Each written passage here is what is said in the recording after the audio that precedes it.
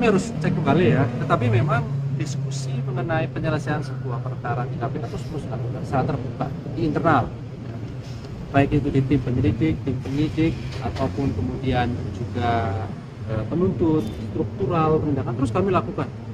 Tentu kami serius untuk menyelesaikan semua perkara-perkara yang ada di KPK dengan cara-cara yang kemudian kami lakukan secara terbuka di internal KPK. Diskusi-diskusi terus kami lakukan, harapannya tentu banyak masukan, banyak kemudian dinamika itu bisa diselesaikan secara hukum sehingga ada kesimpulan bersama apakah kemudian terjadi peristiwa pidana atau kemudian ada pihak yang bisa dipertanggungjawabkan.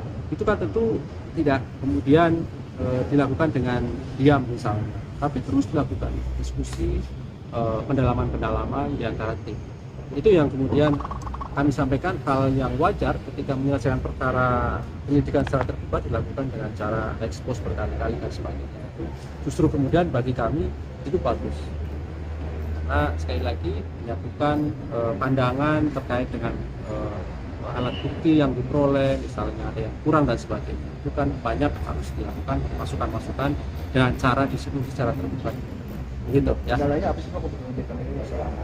Ya sesungguhnya kan tidak ada kendala yang cukup berat, tapi kemudian kan untuk menyimpulkan adanya sebuah peristiwa pidana dan pihak yang bisa dipertanggungjawabkan ini kan baru kemudian bisa diselesaikan, termasuk dari supporting pihak lain, lembaga lain. Karena ini kan pasal 2, pasal 3 itu harus ada kerugian keuangan negara yang bisa dihitung misalnya. Ini kan juga harus dibutuhkan support dari lembaga lain, BPK, BPKP, ataupun di internal KPK sekarang kan sudah ada accounting forensik kan.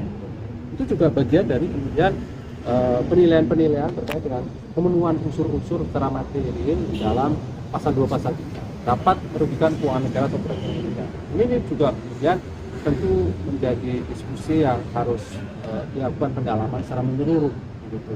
Yang pada kiranya ketika nanti kemudian di proses persidangan benar-benar ada kerugian yang nyata misalnya, ini kan harus ada ahli yang mendukung. Nah ini dari awal terus dikoordinasikan.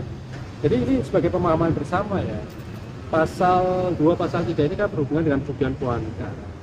Yang menghitung kerugian keuangan negara itu adalah lembaga lain seperti BPK. KPK sendiri juga bisa saat ini melalui accounting forensik.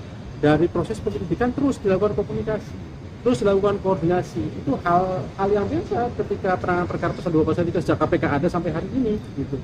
Sehingga kami justru bertanya-tanya ya, ada pihak-pihak yang kemudian seolah-olah ketika ada koordinasi dengan BPK, dengan BPKP, ataupun dengan pihak-pihak lain terkait ataupun ahli, itu seolah-olah pemanaan ada pemaksaan. Ini kan lucu, ini sangat lucu.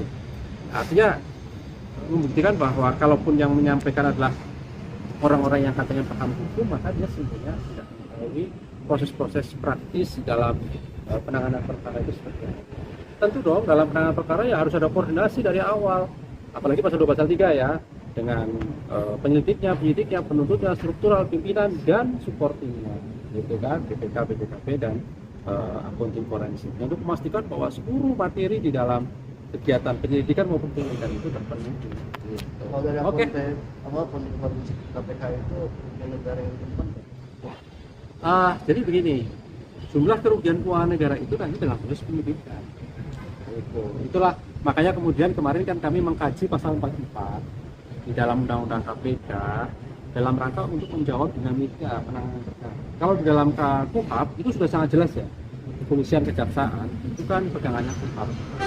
Sangat jelas apa itu penyelidikan, yaitu ketika melakukan peristiwa pidana.